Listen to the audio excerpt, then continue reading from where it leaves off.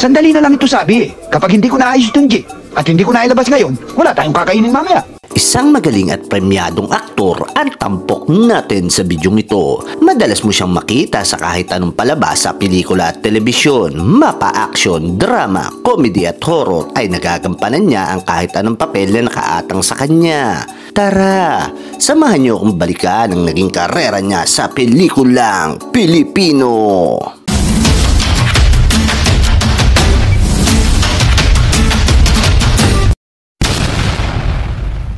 Siya ay si Crispin Daluz o mas kilala natin bilang si Chris Daluz sa harap ng kamera. Ipinanganak noong August 15, 1935 sa Kalumpit, Bulacan.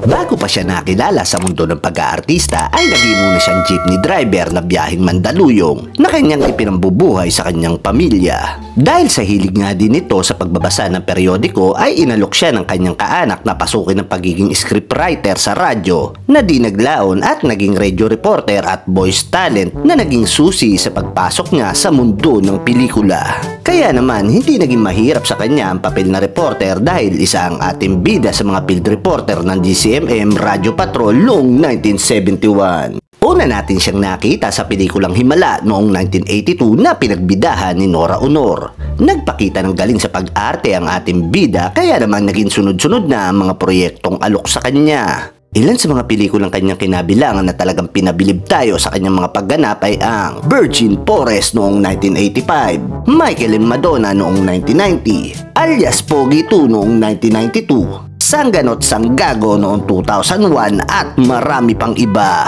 Madalas niyang gampanan ng mga papel gaya ng reporter, albularyo at tatay o lolo ng mga pangunahing bida sa pelikula. Nakasama din niya malalaking pangalan sa industriya gaya ni Dolphy, Eddie Garcia, Edu Manzano, Cesar Montano, Babalu at marami pang iba. Hindi din malilimutan ang mga eksena niya tungkol sa kung sino ang pumatay kay Lapu-Lapu na talagang kinagiliwan nating mga manonood. Teka! Bakit ako? Lalong hindi ako pumatay kay Lapu-Lapu. Anong malay ko ron? Dahil naging dire-diretso ang kanyang karera sa pag-aartista ay napagtapos niya ng pag-aaral ang kanyang mga anak. Umabot sa 176 ang kanyang kinabilangang palabas sa pelikula at telebisyon bago pa dumating ang araw na ikalulungkot ng kanyang mga mahal sa buhay. Habang nasa kalagitnaan kasi ng pag-shooting sa eksena sa Subic para sa gagawing Korean film ay inatake ito ng mild stroke dahilan para isugod siya sa James Gordon Memorial Hospital na sa kasamaang palad ay hindi na kinaya ng kanyang mahinang katawan at tuluyan ng namaalam.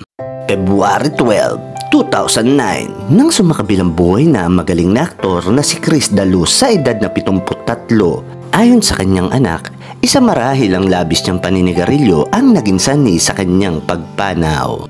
Bagamat wala na ang ating bida, ang kanyang mga hindi malilimutang pagganap sa pelikula at telebisyon ay hindi na malilimutan pa. Isa si Chris Daluz sa mga pambihirang artista na kahit maliliit lang ang mga papel ay talaga nagpapakompleto sa bawat kinabibilangan nitong palabas. Ang bidyong ito ay pag-alaala sa mga hindi malilimutang naiambag niya sa pelikulang Pilipino.